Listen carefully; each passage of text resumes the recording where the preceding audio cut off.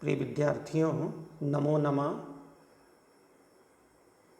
चक्रधर द्वारा सुवर्ण सिद्धि को सुनाई जा रही इस मत्स्य मंडू कथा के अंतिम भाग में आपका अभिनंदन।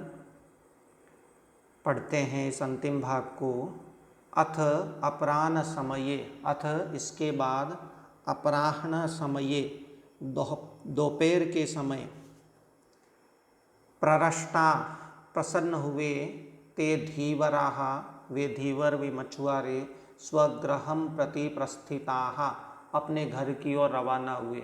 दोपहर तक उन्होंने खूब मछलियों को, कछुओं को, मेंढकों को, केकड़ों को उस तालाब से जाल में फंसा करके पकड़ लिया था और अब बड़े राजी खुशी वो अपने घर की ओर रवाना हुए। गुरुत्वाच्च, और भारी होने के कारण एक मछुआरे ने शतबुद्धि स्कंधे कृत, शतबुद्धि को स्कंधे कृत, कंधे पर रख लिया था। शतबुद्धि जरा भारी था तो उसे कंधे पर रख लिया। और सहस्र बुद्धि प्रलंब मानो नीयते, जबकि सहस्र बुद्धि थोड़ा हल्का था, वो प्रलंब मानो नीयते, लटकाया हुआ ले जाया जा रहा था। ततश्च, उसके बाद वापी कंठोपगतेन, वापी बावड़ी को कहते हैं, उस बावड़ी के कंठोपगतेन, किनारे पर पहुँचे हुए, मंडूक ने, तौ उन दोनों को, तथा नीयमानौ दृष्ट्वा, उस प्रकार से ले जाया जाता हुआ देख करके, स्वपत्नी अभिहिता, अपनी पत्नी से कहा गया। उस मंडूक ने अपनी पत्नी से कहा, अभिहिता माने कहा। पत्नी से क्या कहा? प्रिये पश्य पश्य, हे प्रिये देखो देखो, एक बुद्धि शिरस्थोयम लंबते च सहस्रधि, एक बुद्धिरहम भद्रे क्रीड़ा विमले जले। शतबुद्धि, मैंने गलत पढ़ा है थोड़ा सा, शतबुद्धि शिरस्थोयम लंबते च सहस्रधि, एक बुद्धिरहम भद्रे क्रीड़ामि विमले जले। वो कहता है, भद्रे हे प्रिय, शतबुद्धि शिरस्थो अयम, अयम शतबुद्धि, यह शतबुद्धि तो शिरस्थ, सिर पर रखा हुआ है, लंबते च सहस्रधि, और सहस्रधि है वो लंबते, लटक रहा है। धी बुद्धि को ही कहते हैं, सहस्र बुद्धि लटक रहा है। और अहम एक बुद्धि, और मैं एक बुद्धि वाला मंडूक, क्रीडामि विमले जले, इस निर्मल जल में, वापी के निर्मल पानी में, क्रीडामि खेल रहा हूँ, आनंद ले रहा हूँ।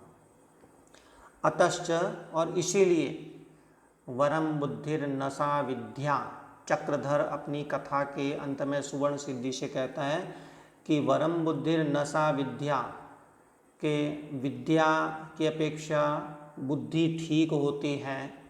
यद, जो भवता उक्तम, आपने कहा था, यह सुवर्ण सिद्धि को कह रहा है कि जो ये आपने कहा था कि विद्या की अपेक्षा बुद्धि बढ़िया होती है, तत्र, उस विषय में, इयम मे मति, मेरी यह मति है, मेरी यह राय है, यत कि न एकांतेन बुद्धिरपि प्रमाणम, कि एकांतेन, अंतिम रूप से, एकांतिक रूप से, बुद्धिरपि न प्रमाणम, बुद्धि भी प्रमाण नहीं होती है।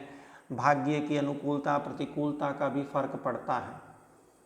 सुवर्ण सिद्धि प्राह, अब सुवर्ण सिद्धि कहता है, यद्यपि एतद अस्ति, यद्यपि यह है कि भाग्य की अनुकूलता प्रतिकूलता होती है, तथापि मित्र वचनम न लंघनीयम, फिर भी मित्र के वचनों का उल्लंघन नहीं करना चाहिए। परम किम क्रियते, पर क्या किया जा सकता है? निवारितोपि मया, मया निवारितो अपि, मेरे द्वारा रोकने पर भी, न स्थितो असि, तुम ठहरे नहीं। अति लौल्यात, अत्यधिक लोभ के कारण, विद्या अहंकाराच, और विद्या के घमंड के कारण। अथवा साधु इदम उच्यते, इदम साधु उच्यते, ये ठीक ही कहा जाता है। अब नई कथा की भूमिका आपके सामने फिर से आ रही है। साधु मातुल गीतेन मया प्रोक्तोपि न स्थित अपूर्वयम मणिर्बद्ध संप्राप्तम गीत लक्षणम। अब जो नई कथा आने वाली है उस कथा का नाम है रासब स्रगाल कथा। रासब गधे को कहते हैं और स्रगाल सियार को कहते हैं। तो रासब स्रगाल कथा में गधे और सियार की कहानी है। वो दोनों मित्र हैं और उसमें सियार जो है वो गधे को मातुल कहता है।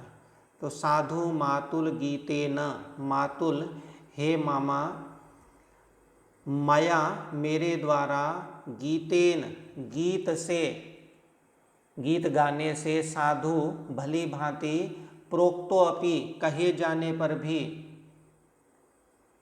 न स्थित नहीं रुके, कि मैंने तुम्हें बार बार कहा था कि अब गीत मत गाओ, अब गीत मत गाओ, लेकिन तुम फिर भी अपनी गीत गाने की धुन में लगे रहे। और अपूर्वयम मणिर्बद्ध, और संप्राप्तम गीत लक्षणम, अपूर्वयम मणिर्बद्ध, और अपूर्व अयम, अयम यह, अपूर्व मणि सुंदर मणि, बद्ध बांध दी गई है, तुम्हारे गले में यह सुंदर मणि बांध दी गई है। संप्राप्तम गीत लक्षणम, वास्तव में तुमने गीत का लक्षण, गीत का वास्तविक पुरस्कार संप्राप्तम पा लिया है। अब चक्रधर आह, चक्रधर बोला, उसे कौतूहल हुआ, आश्चर्य हुआ। उसने पूछा कथम एतत्, यह कैसे। स्वब्रवीत, वह बोला, वह यानी सुवर्ण सिद्धि बोला। अब सुवर्ण सिद्धि उसे रासब स्रगाल की कथा सुनाएगा। तो रासब स्रगाल की कथा का अध्ययन हम बाद में करेंगे। तब तक के लिए अलविदा, नमो नमः।